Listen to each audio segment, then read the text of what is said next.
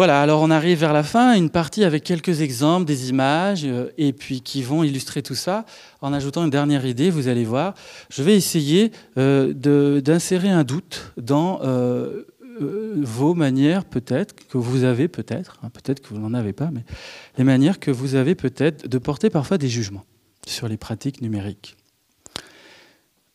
Prenons d'abord un cas bien typique que connaît tout enseignant. Comment se manifeste à moi le fait que les gens m'écoutent? L'ontophanie de l'écoute. Vous savez, on a tous connu ça. Hein. Il suffit de faire un oral devant un jury et il suffit qu'un des membres du jury regarde en l'air et puis on interprète son langage corporel et puis on pense qu'on l'ennuie. Mais il se trouve qu'en classe, il se joue d'autres choses sur les outils qu'on utilise, le papier, l'écran, tout ça, le dispositif technique de la pédagogie aussi. Et comment ça se manifeste? Alors j'ai quelques récits d'usage vécu, et là, vécu personnellement. Il y a quelques années, j'enseignais à Paris à l'école Boulle, une école de design, où j'enseignais la philosophie à l'époque, et j'organisais des exposés de temps en temps. En petit comité, c'était des promos de niveau master, 15 étudiants sélectionnés, sympas, tout ce qu'on veut, aucun problème de comportement, évidemment. Et puis un jour, il y a une étudiante qui fait un exposé. On est donc, je vous dis, 12-15 autour d'une table, c'est presque intime. Et j'en vois un étudiant qui agite sa main droite, derrière une écharpe, que tient sa main gauche.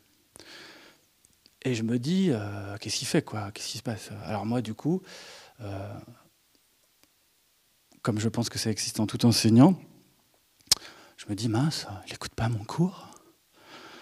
Et donc, je ne sais pas trop comment faire. Alors, je sais pas, un réflexe que je trouve pas trop mal, je fais comme si de rien n'était, puis comme il est connu pour être le geek de la classe, je lui envoie un petit tweet discrètement. On est en cours, hein, l'étudiante parle.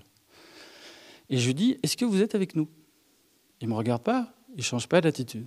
Je reçois une réponse. Monsieur, le Wi-Fi de l'école ne marche pas. Il était en train de chercher un mot que l'étudiante avait prononcé, qu'il connaissait probablement pas, et il n'a pas voulu déranger l'exposé.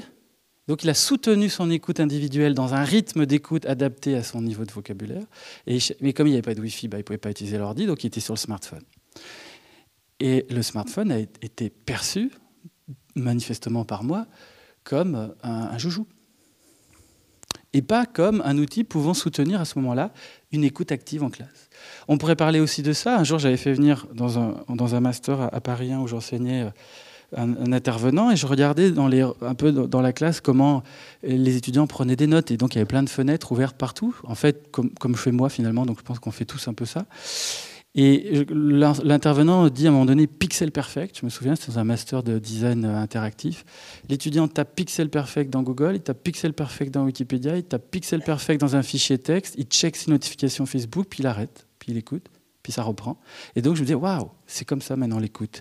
L'écoute active, très active, en allant d'une fenêtre à l'autre. Puis après, je me suis rappelé cet élève que j'avais en terminale à Boulle, qui dessinait.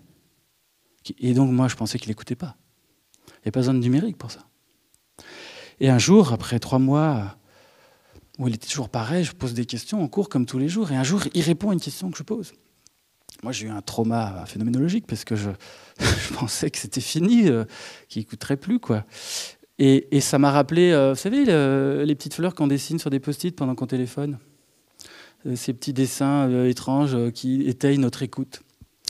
Donc c'est assez compliqué, je trouve, l'écoute, et assez intéressant.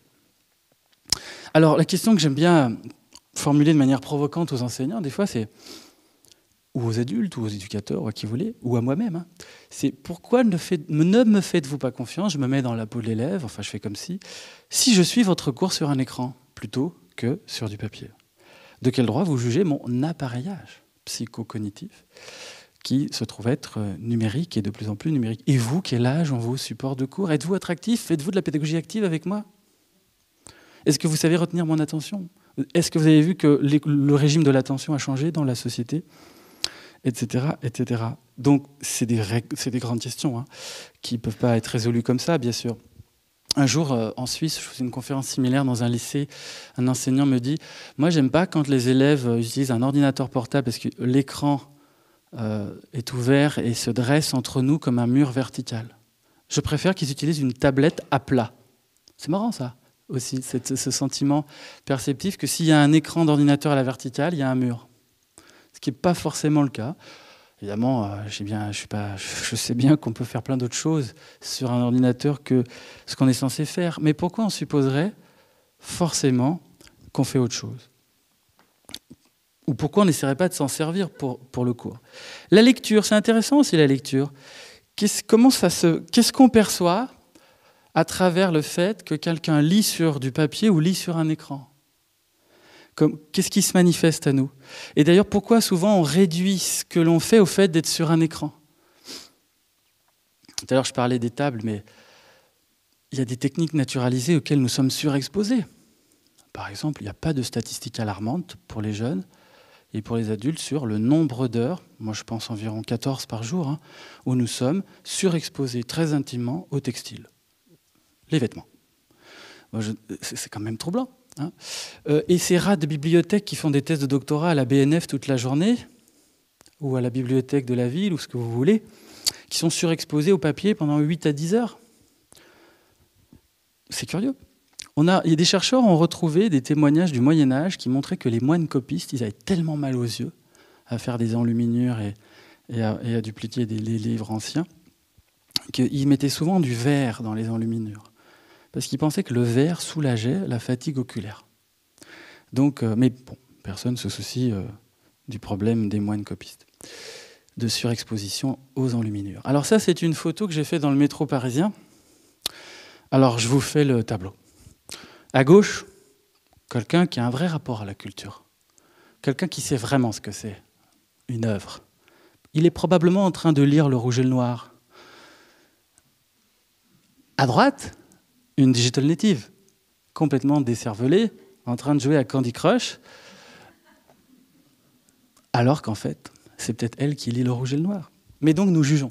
Nous jugeons, mais nous n'arrêtons pas de juger, sans savoir, simplement sur la base de ce qui se manifeste, de ce que nous percevons. Et comme cette technique, elle est nouvelle, elle fait irruption au sens violent du terme, elle fait irruption dans notre champ perceptif, alors que d'autres techniques naturalisées font plus du tout irruption. Et ça, il faut l'interroger. Là aussi, hein, pourquoi vous ne me faites pas confiance si je lis ou si je prends des notes sur mon smartphone? Moi, en réunion, comme je prends que des notes sur mon smartphone maintenant, je préfère l'annoncer au début. Ne vous inquiétez pas, je sors mon smartphone, je prends des notes. Non, parce que sinon, les gens pensent que je chatte avec ma chérie. Alors, les jugements dualistes, vous allez voir, on va aller encore un peu plus loin. En fait, nous en faisons beaucoup. Et j'ai fait ce schéma pour montrer que nous avons des réflexes dualistes, on l'a vu avec Platon tout à l'heure, très anciens. Et donc, le dualisme numérique, réel, virtuel, physique, numérique, hors ligne, en ligne, hors écran, sur écran, plus on l'active, plus on a des chances d'activer le dualisme métaphysique, c'est Matrix, hein, le vrai et le faux, plus on a des chances d'activer un dualisme moral, le bon et le mauvais. Bon, bah voilà, tu es sur Facebook toute la journée, t'es pas dans le vrai monde.